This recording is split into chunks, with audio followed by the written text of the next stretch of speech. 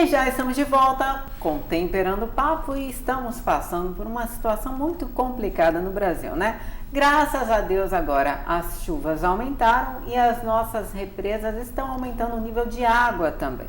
Porém, tem um lado bom do aumento, né, da água nas represas e estão acontecendo gravíssimas catástrofes em vários locais do Brasil.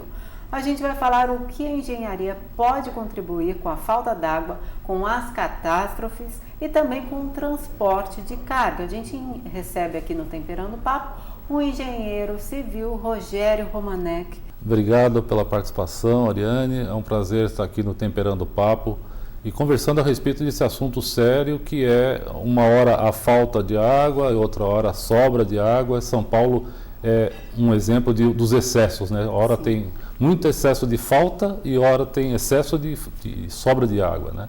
Então esse é um assunto que a engenharia civil trata com bastante cuidado. É uma das matérias, uma das disciplinas, né, que é feita no nosso curso e que por vezes aí pode salvar ou então amenizar um pouquinho o sofrimento da população, né? De toda a população. Exatamente. Agora, Rogério, responde pra gente. A gente sabe que há centenas de pesquisas feitas há décadas atrás, já falando sobre essa falta d'água. Há estudos, vários políticos também tinham projetos relacionados à falta d'água, ia faltar água, já era avisado a nível de Brasil. E por que não foi feito nada? E me conta como a engenharia pode ser útil nessa área. Olha, na verdade, os estudos que são realizados, eles são estudos de longo prazo, né? Então, nunca um estudo é exatamente correto ou exatamente preciso, ou vai acontecer isso relacionado à data, né? Relacionado à data. Muitos eventos que acontecem na última década, principalmente, é função de um processo de degradação de mata ciliar.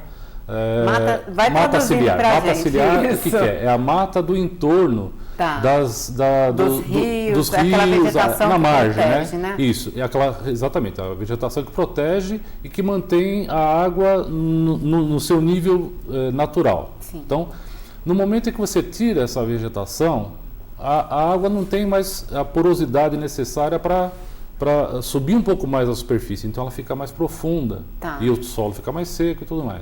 O solo fica mais seco, mas a camada de água fica mais profunda? Fica mais profunda. É o que acontece na nossa represa hoje? Ou não? Também. O que acontece é que as represas recebem água de mananciais que estão em cota, quer dizer, em nível superior.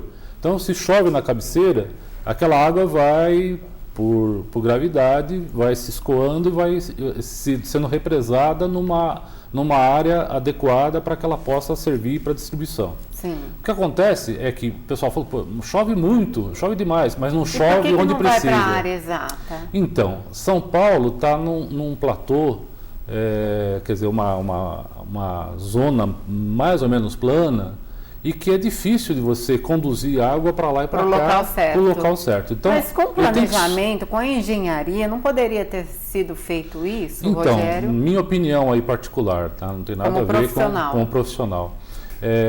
A Prefeitura de São Paulo, em algum momento, percebeu que a água tem que ter reuso. Então, os projetos mais recentes, eu estou falando das últimas 5, 8 anos mais ou menos, intensificaram o uso e a necessidade de você ter uma cisterna, uma caixa d'água enterrada nos condomínios verticais para poder usar como lavagem, como jardinagem, etc.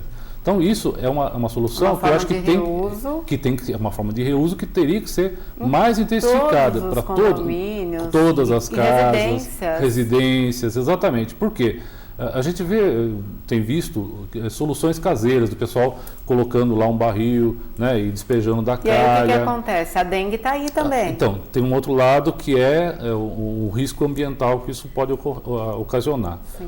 Se tivesse já no projeto original daquela residência um local onde você pudesse colher essa água e pudesse utilizar essa água, não para você beber, porque a água de chuva eventualmente pode não ser adequada, mas sim para você fazer uma lavagem, para você fazer uma descarga, enfim, para usar. Existem várias soluções. Então, isso reduz o quê? O consumo. Então, de um lado, nós estamos reduzindo o consumo. E como abastecer mais? aí não tem jeito. Nós temos que fazer um plano de manejo bastante grande, recompor mata ciliar, que é aquela mata que tem em volta dos rios, etc., para poder agora chamar de volta... fazer o processo inverso, né? De tudo que a gente já destruiu. E poluir menos, né? Sim. Porque, veja bem, o Tietê é um rio que até pouco tempo atrás servia para regata, né? Sim. Quem tem coragem de agora ir no Rio jamais. Tietê e fazer uma regata? No interior ainda a gente consegue fazer esportes aquáticos no próprio Rio Tietê, depois de passar aqui por São Paulo. Não, depois mesmo ele vai ficando limpo, vai se despoluindo. A Araçatuba é um exemplo vivo disso. Agora fala pra gente, por exemplo, o reaproveitamento. Esse modelo de reaproveitamento já existe em outros países? Sim, o reaproveitamento de água é um item primordial. Você veja países, por exemplo, como Israel, né, que é extremamente seco. Israel é hoje um símbolo de como se faz para aproveitar a água da melhor forma possível. Então, o gerenciamento, a gestão da água é um assunto que já nasce com as crianças desde cedo, ou seja, evitar desperdício, ficar 2 horas no banheiro tomando um banho, escovar os dentes com a torneira aberta. Então, isso já vai do quê? Da disciplina. Reaproveitar a água da máquina de lavar, né? Para a gente lavar, de repente, o ambiente ali. Exatamente. E, além de tudo, eles têm um plano de manejo de água marítima para dessalinizar essa água e utilizar ela como água potável. Que, inclusive, eles estavam querendo fazer esse processo aqui em São Paulo também, né? Pegando a água da Baixada Santista para dessalinizar e trazer para cá. Então, não é novidade. O Brasil tem já unidades de dessalinização em Pernambuco, em alguns lugares específicos, por exemplo, a ilha de Marajó, a Fernando de Noronha. São exemplos de que é possível você fazer isso e atender uma população razoavelmente grande, né, com eficiência. Então, o que precisaria, talvez, só que, novamente, nós estamos falando de cota, né? O mar, hoje, está 800 metros abaixo da planície paulista. Para trazer da Baixada Santista. Para trazer essa água aqui para cima, precisaria bombear, então tem um custo relativamente grande e tal, mas precisa ver como isso se compensa ao longo do tempo, né? Sim, porque sem ter água, ninguém pode ficar. Claro, não há vida sem água, obviamente. Acho que todas as ações têm que ser conjuntas. Sim. E o pessoal de casa que está assistindo Temperando o Papo, eu tenho certeza que milhares de pessoas, nós usuários somos os mais conscientes, até mesmo mais conscientes que indústrias, né? Que outras pessoas aí, e somos também os mais prejudicados, né, com a falta d'água. Mas o que a gente ainda pode fazer, e até mesmo restaurantes que estão assistindo Temperando o Papo, que estão sofrendo com a falta d'água. Alguns restaurantes ficaram com muito medo de fechar as suas portas pela falta d'água. O que a gente deve fazer para reaproveitar a água, para fazer um bom uso dessa água? Olha, na verdade, o projeto hidráulico de uma residência, de um imóvel comercial, já deve contemplar, a partir de agora, 2 redes. Uma potável, que é aquela que você vai usar para beber, para confeccionar teu alimento, etc. E outra água, que é aquela água destinada para limpeza. Sim. Isso já, fatalmente, você teria que ter 2 caixas de água, porque as duas não podem se falar ao mesmo tempo, que uma vai contaminar a outra. Então, e, Rogério, um processo desse, né? Falando em custo-benefício, qual seria, em média, o custo-benefício disso, se é que a gente pode estabelecer um custo-benefício? E também, a pessoa que for fazer isso na sua casa vai ter que quebrar a parede, vai ter que modificar, vai ter que ser uma boa reforma aí? Olha, existe possibilidade de você fazer a tubulação externa e depois cobri-la com algum adereço, com algum outro... Não precisaria necessariamente você quebrar as paredes. Você pode embuti-la de outra forma, né? Existe alguma solução arquitetônica que pode ficar bem, né? Pode ficar bem aparente de uma forma mais econômica, sem precisar quebrar a parede. Agora, a caixa d'água você vai ter que colocar. Então, algum investimento você vai fazer? Vai sim, para poder ter as caixas d'água separadas. E também ramificar essa caixa para alimentar os pontos de consumo, etc.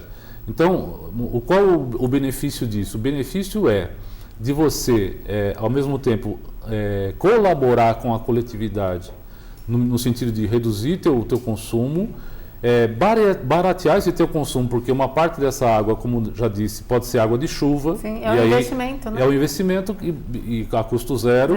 E o entendimento aí com o poder público no sentido de reduzir taxas da saída, porque você paga na entrada a alimentação e depois você paga na saída também o esgoto. Sim. Então, pelo mesmo valor. Pelo mesmo valor, inclusive. Então, às vezes é bom fazer essas contas aí, mas eu acredito que seja sempre vantajoso. Sempre vantajoso. E agora, rapidamente, Rogério, porque infelizmente nosso tempo acabou, mas sobre as catástrofes que têm ocorrido aqui no Brasil.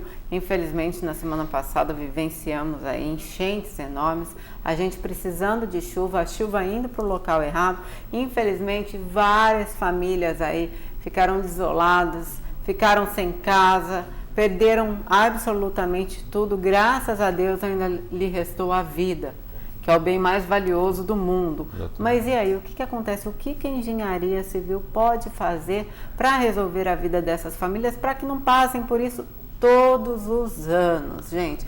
Todo ano aqui, São Paulo, Rio de Janeiro, Minas Gerais, sabe? A gente vê famílias sofrendo, famílias aí que perdem o lar, perdem exatamente tudo. Exatamente. O que acontece, como eu já falei, São Paulo é uma cidade muito grande e ela está muito pavimentada. Então ela selou praticamente grande parte do solo, que antigamente colhia essa água de chuva e retia essa água de chuva, hoje ela não retém mais porque o terreno está completamente pavimentado, ou a maior parte dele. Então, as sugestões que têm surgido nesse sentido é de você ter calçadas, por exemplo, com concregrama, que é um tipo de um piso que ao mesmo tempo ele drena, né? Ele deixa passar a água de chuva para o terreno, mas no lado do pavimento não há o que fazer, quer dizer, onde tem a rua, mas esse vai ter que ser. concreto já é uma opção. Já seria também uma solução paliativa. Isso teria que ser também intensificado, vai do poder público também exigir que haja essa colocação de elementos que sejam filtrantes, né? Não só o concregrama, o próprio ladrilho hidráulico, enfim, alguns outros mecanismos que possam promover a filtragem dessa água para o terreno. Bom, solução tem. Basta o governo olhar então para a situação. Exato. Como eu falei, são ações globais, uma só ação não vai resultar a totalidade da solução, né? Exatamente. Rogério Romanek, ele que é engenheiro civil, esteve aqui no programa Temperando o Papo. Para vocês que quiserem entrar em contato com ele, por favor, Rogério. rogério.romanek, com K, @gmail.com. Agradeço a participação, foi ótima, está convidado para voltar, viu? Obrigado. E a gente vai para um rápido intervalo, vocês não saiam daí não, que tem mais Temperando o Papo para você, viu? Eu te espero, o intervalo é rapidinho.